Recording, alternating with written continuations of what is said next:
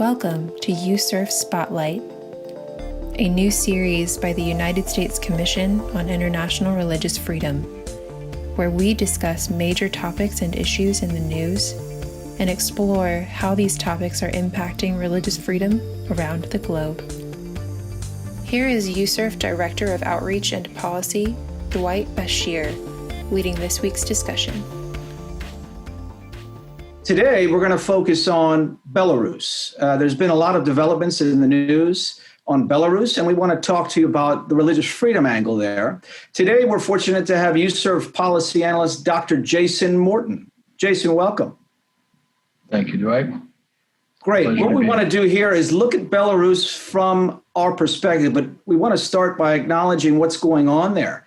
In Belarus, what we're seeing right now is some unprecedented protests, as many of you have seen, after August 9th elections that were widely seen as fraudulent and rigged.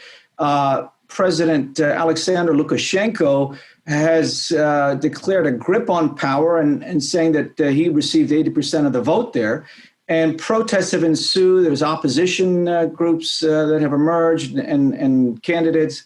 And I think what we want to look at here is where are the protests going? Since they're large in size, we see the European Union countries like Canada and Germany and others who have imposed sanctions on senior officials, as has the United States. So we want to ask Jason, where are things going now? And the protests have been underway for about 2 months. Where do we stand? Thank you, Dwight. Yes, it's certainly a very interesting situation that's emerging in Belarus. Did take some people by surprise. This is certainly not the first time that Lukashenko has rigged an election. It's not the first time he's even been sanctioned by the international community for rigging the elections. But this year, things were a little bit different insofar as his image as a effective manager was really sort of tarnished by his management of the COVID crisis, which he called a mass hysteria. He kept things largely open, claims to have had the virus and recovered by drinking vodka and going to the banya, which is the Russian version of the sauna, and encouraged citizens that if they just drank enough vodka and went to the banya, they would also be fine. But also, really, the critical point is this opposition. So Lukashenko arrested many opposition candidates, and many of their wives are, especially Svetlana Tikhanovskaya, continued in their place and vowed that they would not back down and really gained the support of the population. So these protests every week have continued to go on, drawing large crowds in many cities, especially the capital.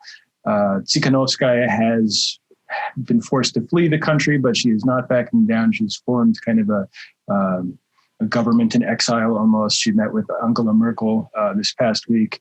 So it's really unclear where things are going. It's very unlikely that Lukashenko is going to step down easily, but the population does not seem willing to budge either. So certainly an interesting thing that we're keeping an eye on. So it sounds like, he's been in power 26 years. That's not a surprise. But all of a sudden, this time, it's a little different. Tell me how the protests have impacted religious freedom specifically, the unrest. What has emerged here in recent weeks that has had significant impact on freedom of religion or belief in the country? Well, there have been a couple of really disturbing incidents of religion and politics getting mingled together in this protest movement and signs that the Lukashenko government is not going to tolerate any independent voices from the religious community speaking out against his government. So on August 26th, the head of the Belarusian Orthodox Church was removed from his position by Moscow. The Belarusian Orthodox Church is actually under the authority of the Russian Orthodox Church. After Metropolitan Pavel, his name was, after he criticized the government's response, the use of violence against protesters, and visited some of them in the hospital, he was very quickly removed and replaced by a new Metropolitan. The Catholic Church in particular has been seeing the effects of these protests from the very beginning. The Catholic Church has been vocally opposed to the government's response. Almost immediately after the protest movement began, the weekly Mass, which used to be broadcast on state television on Sunday, was no longer broadcast. And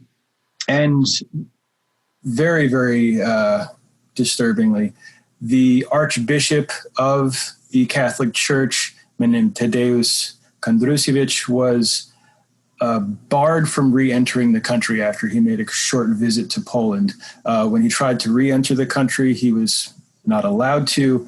He has since been told that his passport, his Belarusian passport, he is a Belarusian citizen. He's been told that that passport is no longer valid. And signs are that the government is actually looking into whether or not they can annul his citizenship. So this is a very alarming sign that the Lukashenko government is not going to permit independence of any kind, especially, or, including in the religious sphere. Other priests have been, there's been at least one case in which a Polish priest working in Belarus has been basically had his work contract canceled, and he's being forced to leave. So there's definitely signs that the religious sphere is being impacted by this. On August 26th, also a group of protesters who were being attacked by the police fled to one of the main Catholic churches in the city, and they were given shelter there. And this is something that definitely angered the Lukashenko regime. Could you help unpack a little bit that special relationship between the Belarusian Orthodox Church and the government, and how has the Russian Orthodox Church influenced the government, if at all? It's a really good question. So the relationship between the Belarusian Orthodox Church and Russia is a close one. As I said, the Belarusian Orthodox Church is actually a part of the Russian Orthodox Church. So when the Metropolitan Pavel was removed, he was removed by the Holy Synod in Moscow. By and large, the Belarusian Orthodox Church has not weighed in on the protests before Metropolitan Pavel spoke out. They've kind of been trying to remain neutral, but the head of the Russian Orthodox Church, Metropolitan Kirill, congratulated Lukashenko on his victory. They have been speaking out against these protests in the media. And, they're walking a very, very dangerous kind of thin line because at the moment, Belarus is not like Ukraine in having large anti-Russian sentiments. But if the Russian Orthodox Church really begins to equate itself and the Belarusian Orthodox Church with the Lukashenko regime, it's going to create some real animosity from the population. Right now, the Belarusian Orthodox Church does have a special relationship with the government. It's allowed to have an input in education where other religions are not given that privilege. It's basically acknowledged as in the law as foundational to Belarusian culture.